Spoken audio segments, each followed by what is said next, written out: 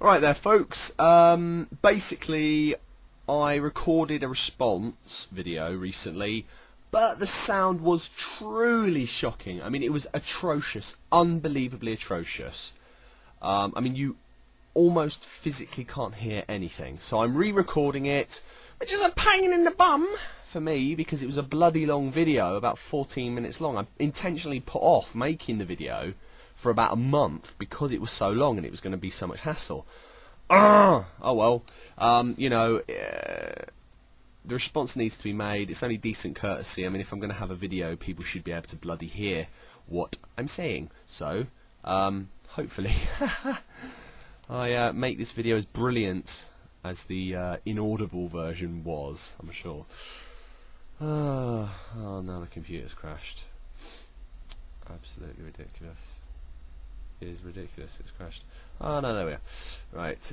Yes, I don't usually script the things the videos I make, but there's so many specific points. So anyway, basically I'm responding to Cobain's latest video, link in the side panel. Whenever I say a point number, point 2, point 3, point 4, that refers to his point 2, point 3, point 4. So whilst I'll give you enough contextual information to probably make sense of what I'm saying, it's probably best if you watch his video as well. Anyway, so hi everybody, hi Tommy, blah, etc. Right, 2. Cobain. I didn't say James and Paul's skepticism has, quote, no impact, okay?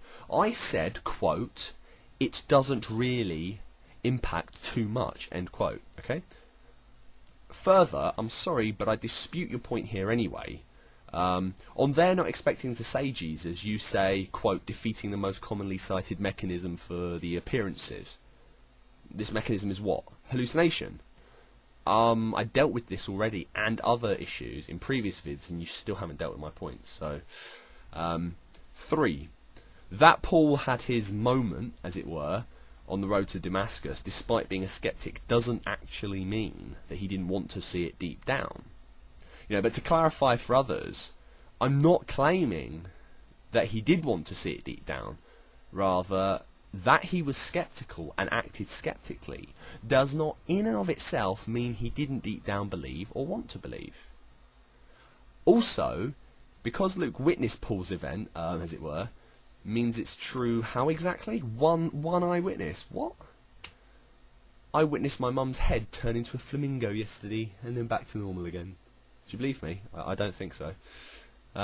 Point 4. Yeah, when I comment that Paul and James's desire to see proof of Jesus was perhaps subconscious, it is mere speculation on my part with no evidence. And there's no way I can get the evidence. And there's no way you, Tommy, can get the evidence that Jesus rose from the dead. I'll come back to that point later. This point was, my point about their subconscious desire, was made in the context that it's very possible to see something in a hallucination that you don't want to see, or that you apparently don't want to see. This was to counter your claim, Tommy Cobain, that they're supposedly not wanting to witness is proof they couldn't have hallucinated it. I did not claim, though, that I think Paul definitely had a subconscious belief, and you know that, so don't sort of twist it. Point 6 and 7. About group hallucinations and the 3 required criteria for them, I have to disagree with you totally. And I hope this doesn't sound like I'm ducking any points, but unfortunately I'm not sure I have anything to add to my previous statements in previous videos. Indeed, in your latest round, you don't really add anything either, to be fair. So I think that on this point we should leave our vids up and let others debate them, because I just don't see any point commenting further on this presently, when we seem to have reached an impasse, reached a point where neither one of us can add anything useful. You've repeated yourself. If I respond to those 2 points, I'm going to repeat myself as well. So let's leave that for the meantime, okay? Point 8. I'm not sure I follow your point here. My point was that there was an expectation to see Jesus, thus fulfilling one of the aforementioned group hallucination criteria, for 2 reasons. 1, the women were going on gabbing about it, and 2, Jesus himself said he would return. The former point isn't addressed by you. As to the latter, I'll say this. You're saying the disciples' understanding of coming back from the dead, given a Jewish context, would lead them to believe that Jesus was going to come back only to fly straight off into heaven, right? Therefore, they could not have on any level expected to see him walking about. And therefore, this criterion for group hallucinations of expectation is not fulfilled. That's your point. I say that's rubbish. The disciples didn't even understand what Jesus meant when he said he'd come back, and we've already discussed that.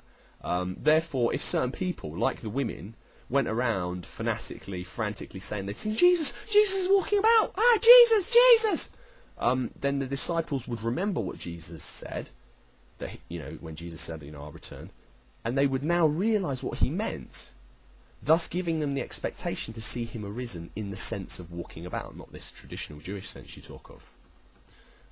That's a kind of important point.